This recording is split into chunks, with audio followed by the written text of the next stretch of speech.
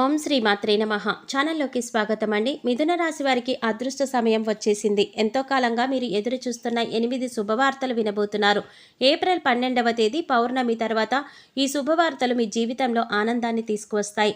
మరి ఏప్రిల్ 12వ తేదీ పౌర్ణమి తర్వాత మిథున రాశి వారు వినబోతున్న ఆ శుభవార్తలు ఏంటి? ఈ శుభవార్తలు వినడానికి ముందు మీరు ఎటువంటి ప్రవర్తన కలిగి ఉండాలి? ఎవరితో మీరు జాగ్రత్తగా ఉండాలి?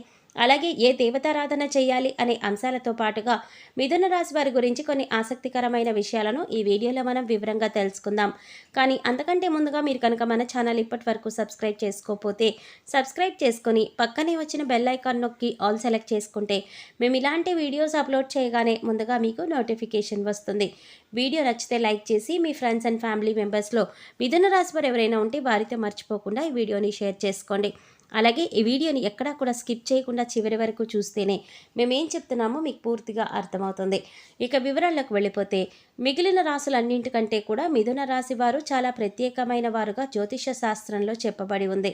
మరి మిథున రాశి వారు ఎందుకంత ప్రత్యేకం అంటే వీరికి ఉన్నటువంటి సహాయం చేసే గుణం, కార్యదీక్షత, కార్యదక్షత, సమయ పాలన వంటి అనేక అంశాలను కలిగి ఉండడం వల్ల మిథున రాశి వారు అందరికంటే ప్రత్యేకమైన వారుగా చెప్పవచ్చు. అయితే మిథున రాశి వారు ఈ సమయంలో మీరు జాగ్రత్తగా ఉండాలి.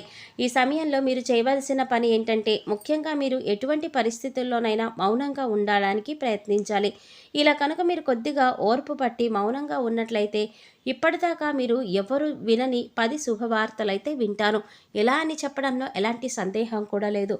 అయితే మీ ముందు నవ్వుతూ మాట్లాడే కొందరు వ్యక్తులు వెనక నుండి మీ నాశనాన్ని కోరుకుంటున్నారు. వారెవరు అనే విషయాన్ని ఈ వీడియోలో చివరి వరకు చూస్తే మీకు అర్థమవుతుంది. ముఖ్యంగా 3 వ్యక్తులు మీ జీవితంలో మీరు పైకి ఎదగకూడదని మీ నాశనాన్ని కోరుకుంటూ ఉన్నారు.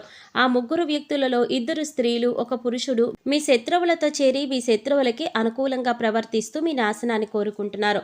ఈ సమయంలో మీరు అనుకున్న పనులు అనుకున్నట్లుగా జరగాలి, ధనలాభం కలగాలి, అందరికంటే ముందు ఉండాలి అనుకున్నట్లయితే కనుక మీరు ఏం చేయబోతున్నారు అనే విషయాలను ఇతరులకు అస్సలు చెప్పకండి. మౌనం వహించండి. ఎందుకంటే మీరు జీవితంలో ఎదగడం ఇష్టం లేని వారు ఖచ్చితంగా మీ మాటలు వింటే మీ నాశనాన్ని కోరుకుంటారు. అంతేకాదు ఈ సమయంలో మీరు కొన్ని జాగ్రత్తలు పాటించినట్లయితే ఖచ్చితంగా మీరు శుభవార్తలు వింటారు. కుటుంబంతో సంతోషంగా ఉంటారు. ఏ ఒక్క దేవుడిని ప్రార్థిస్తే 2 దేవుళ్ళ అనుగ్రహం మీకు కలుగుతుందో తెలుసా? అదేనండి, రాముడిని ప్రార్థిస్తే హనుమంతుల వారి అనుగ్రహం కూడా మీకు కలుగుతుంది. ఇక వీరిద్దరి అనుగ్రహం ఉంటే ఈ రాశివారు జీవితంలో 3 పువ్వులు 6 కాయలుగా మారిపోతుంది. మరి ఆంజనేయ స్వామి వారికి ఇష్టమైన మంగళవారం రోజున మాంసాహారం తినకుండా రాముల వారిని అలాగే హనుమంతుల వారిని ప్రార్థించినట్లయితే మీ మనసులో ఉన్న కోరిక త్వరగా నెరవేరుతుంది.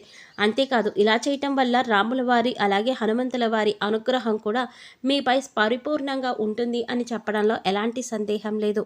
ఇక అనేక రకాలుగా శని దోషాలతో బాధపడేవారు అంటే ఏలినాటి శని, అర్ధమ శని, అర్ధాష్టమ శని, ఇలా అనేక రకాలుగా శనితో కలిగే ఎటువంటి దోషాల నుంచైనా బయటపడాలి అంటే మంగళవారం నాడు ఆంజనేయ స్వామి వారిని విశేషంగా పూజించాలి. మరి ఇటువంటి పూజ చేసేటప్పుడు మాంసాహారం తినకుండా చేస్తే విశేషమైన ఫలితాలు పొందుతారు. ముఖ్యంగా ఉదయాన్నే అంటే భోజనం చేయడానికి ముందే పూజ ముగించుకుంటే మంచిదని తెలియచేస్తున్నారు పండితులు. ఈ వీడియోలో మీరు చివరి వరకు చూస్తేనే మేమేం చెప్తున్నామో మీకు పూర్తిగా అర్థమవుతుంది. ఏ వ్యక్తులతో మీరు దూరంగా ఉండాలి అనే అంశాలు కూడా మీకు వివరంగా తెలుస్తాయి. అలాగే వీడియో నచ్చితే లైక్ చేసి ఛానల్ని సబ్స్క్రైబ్ చేసుకోవడం మర్చిపోకండి. ఇక రెండవ తప్పు మీరు చేయకూడదు ఏంటి అంటే మీరు కోపాన్ని అదుపులో ఉంచుకోవాలి. అలాగే కోపంలో ఉన్నప్పుడు ఎదుటివారిని ఎంత మాట పడితే అంత మాట అనకూడదు. అలాగే ఎదుటివారిని దూషించకూడదు. ముఖ్యంగా మీ దగ్గర లేని వ్యక్తి గురించి ఎదుటివారితో నెగిటివ్గా చెప్పకూడదు. అలాగే వాడకూడని పదాలు వాడుతూ ఎదుటివారిని దూషించడం కూడా మానుకోవాలి. ఎప్పుడైతే మీరు వాడకూడని పదాలు వాడతారో అది ఇంట్లో కానీ, మీరు పనిచేసే సంస్థలో కానీ, ఇరుగు పొరుగు వారితో కానీ ఎక్కడైనా సరే ఇటువంటి పదాలు వాడుతున్నప్పుడు లక్ష్మీదేవి ఆగ్రహం కలుగుతుంది. మిమ్మల్ని లక్ష్మీదేవి వదిలేసి వెళ్ళిపోతుంది. అప్పుడు మీరు పేదరికం అనుభవించవలసి వస్తుంది. ప్రత్యేకించి ఈ సమయంలో మౌనంగా ఉండాలి. ఈ జాగ్రత్తలు తీసుకుంటే కనుక ఈ రాశివారు ఈ సమయంలో శుభవార్తలు ఖచ్చితంగా వింటారు. మీరు అనుకున్న పనుల్లో విజయాన్ని సాధిస్తారు. మిమ్మల్ని ఎవరైనా రెచ్చగొట్టినా సరే, అనకూడని మాటలు అని మిమ్మల్ని ఆవేశపరిచినా కూడా మీరు ఈ సమయంలో మౌనంగా ఉండడం వల్ల అనేక ప్రయోజనాలను పొందుతారు అనడంలో ఎలాంటి సందేహం లేదు. కొద్దిగా ఓర్పు వహించినట్లయితే కనుక జీవితంలో మీరు శుభవార్తలు వింటారు. అంతేకాదు, మీరు జాగ్రత్తగా ఉండవలసిన ఇంకొక అంశం ఏంటంటే, అందరినీ నమ్మి డబ్బు అప్పుగా ఇచ్చినట్లయితే కనుక మీకు డబ్బు తిరిగి వచ్చే అవకాశాలు చాలా తక్కువగా ఉంటాయి. ఈ విషయాన్ని మీరు గమనించాలి. ఎందుకంటే ఎవరిని పడితే వారిని నమ్మి డబ్బు ఇచ్చినట్లయితే కనుక మీ అవసరాలకు డబ్బు లేక మీరు చివరికి ఇబ్బందుల్లో పడే అవకాశం వస్తుంది.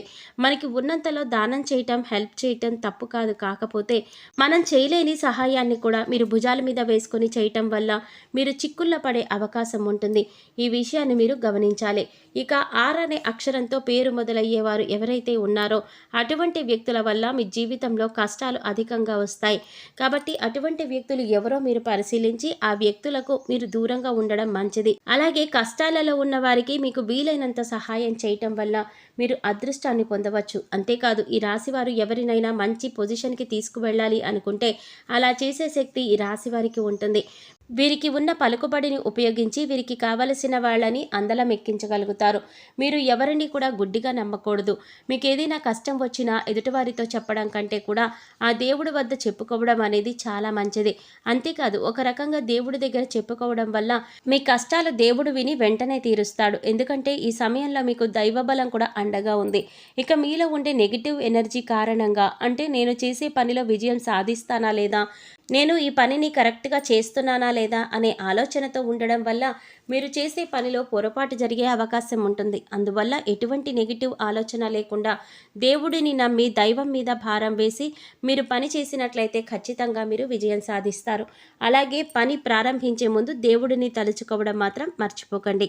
అలాగే పి ఇంకా ఎస్ అనే అక్షరాలతో పేర్లు మొదలయ్యే స్త్రీలతో మీరు చాలా జాగ్రత్తగా ఉండాలి. వారిని నమ్మి ఈ విషయాలు వారితో చర్చించకూడదు. ఎందుకంటే వారికి ఎంత దూరంగా ఉంటారో మీకు అంత మేలు జరుగుతుంది.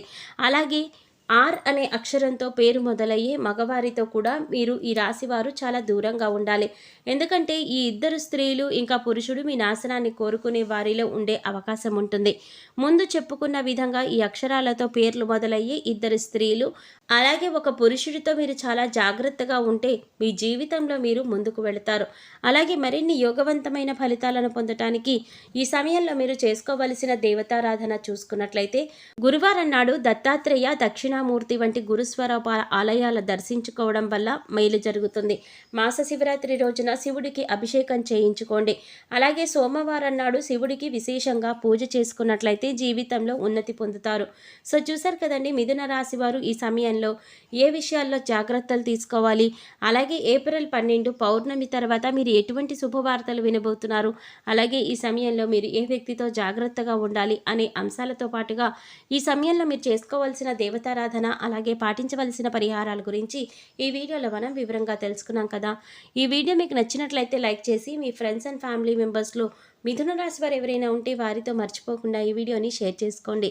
అలాగే ఇప్పటి వరకు మన ఛానల్ కనుక సబ్స్క్రైబ్ చేసుకోకపోతే సబ్స్క్రైబ్ చేసుకొని పక్కనే వచ్చిన బెల్ ఐకాన్ నొక్కి ఆల్ సెలెక్ట్ చేసుకుంటే మేము ఇలాంటి వీడియోస్ అప్లోడ్ చేయగానే ముందుగా మీకు నోటిఫికేషన్ వస్తుంది.